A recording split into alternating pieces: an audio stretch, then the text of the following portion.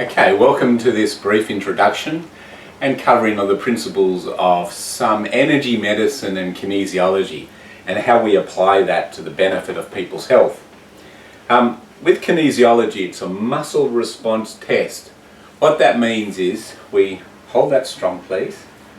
We put the thumb pointed down towards the opposite, towards the toes, a bow.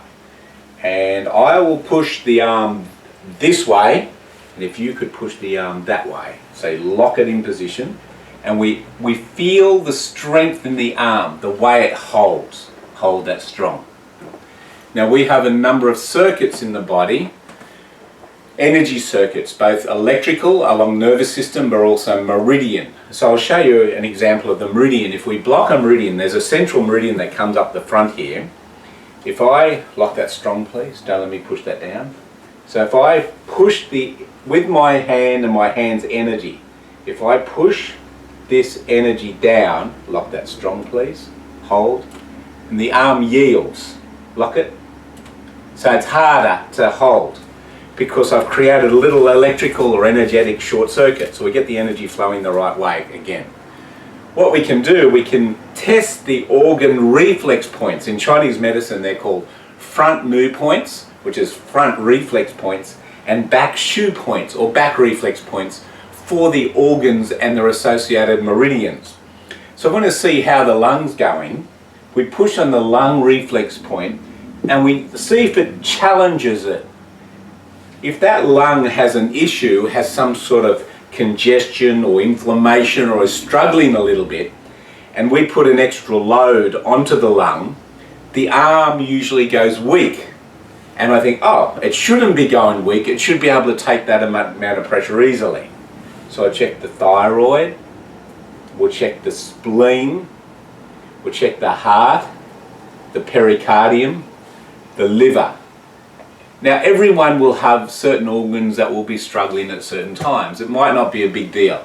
It might have been a cup of tea someone had or something they ate, or an emotion that was sort of overloading their circuits in their body, and then the liver goes a bit weak. We'll check the kidney, adrenals, up in here, small intestine, we'll check the large intestine and transverse colon, we'll check the bladder and uterus reflex points and the ovaries. So the main thing, we'll check the central nervous system. We can check the occipital lobe, parietal lobe, temporal lobe, frontal lobe, and we can check the emotional reflex points. And then we could also check what emotion. Now in Chinese medicine, every organ has a certain resonance or frequency of operating. So do emotions. That's why we know the difference between joy and hate, or frustration and giving, and relaxation and tranquility. We know the different vibes, the different tones of all those emotions. So there's a number of emotions that correspond with the liver. So we'll see if it's a liver emotion. It's not a liver emotion because we've got the emotional reflex points and we've got kidney. Now kidney can be many things, but we can just speak the word. We can check fear, dread, anxiety, frustration, and there's a frustration. Usually frustration comes from the liver, interestingly. But in this time it's like a kidney frustration, which I guess is a frustration which has an element of fear or sense of impending doom in some way. It doesn't mean the whole world's going to fall apart, but some area of life is sort of looking a little bit shaky and we're a little bit frustrated and fearful about it. That's an example. We can go in with any emotion. Now the interesting thing is that everyone has every emotion under the sun, probably every day. We all have joy every day, we all have anger every day, we'll have resentment virtually every day. But we pick the emotions that relate to that person at the moment that are bogging them and stopping their growth as a person. And then we can unblock it, we can sort of shake that emotion through. Now, beyond that, we have certain homeopathics. So for example, these are little energy fields. Now everything in this world vibrates at a certain frequency, and therefore everything has an energy field. I have an energy field.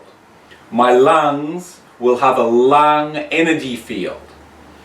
This table is made of molecules, and molecules have electrons, and those electrons move through the material. They move through, and those eddies and currents of electron flow will function in a particular way that's appropriate for that material. So this material with vinyl and a foam cushioning will have an energy field that's reflective of that. This will have a plastic energy field, a metal, say nickel energy field. This will have a wood energy field. And when we walk around with certain emotions, belief systems, we vibrate and resonate those energy fields around us and through us. So what we can do, that's quite useful, because just like if you get two north poles of a magnet and we move one magnet north pole across another north pole, we will feel the repulsion or the little bit of resistance there. We'll feel the stick. You should try it. Actually, you can feel it. Now, these energy fields, so say we pick this one, which has a resonance, a homeopathic of testosterone. We can glide this along and we can feel, once we get subtle enough, we can feel if it reacts somewhere, like here. So testosterone reacts here. So if I put it here and we lock that strong, hold it very strong, that's weak. It shouldn't be weak. This person's, Vinny's body should thrive with the testosterone. It should be able to process that energy field, but it's a block, and that's some information. We can be blocked for sugar, we can be blocked for grains or gluten, but the thing is you can correct the energy flows. So here's one on sugar. So I can't feel the friction for sugar. Hold that strong. Now it doesn't mean inappropriate sugars is good for you.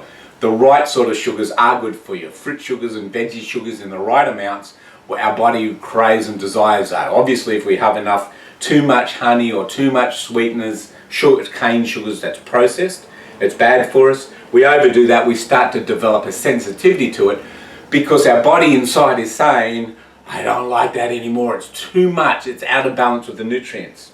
Whereas Vinny has a very good diet. She doesn't overdo sugars. Not saying perfectly, but pretty good. Better than practically anyone I know. And so the sugar doesn't react at all. So her body thrives with healthy sugars. So we can check spices, and that throws her circuits out big time. Okay, so she has a problem with spices. We can check people for candida. We can feel if there's a reaction of candida anywhere, if there's candida in the system, and that was strong. We can check bacterial imbalances, and there's a slight bacterial, I can feel it already, lock it really strong. There's a slight bacterial imbalance, so we'd go about remedying that.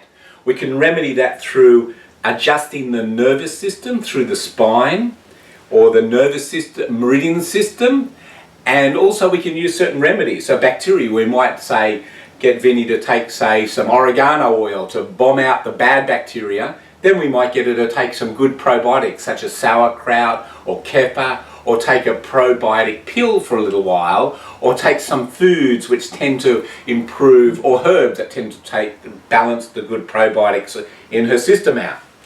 We can check Vinny for animal fat.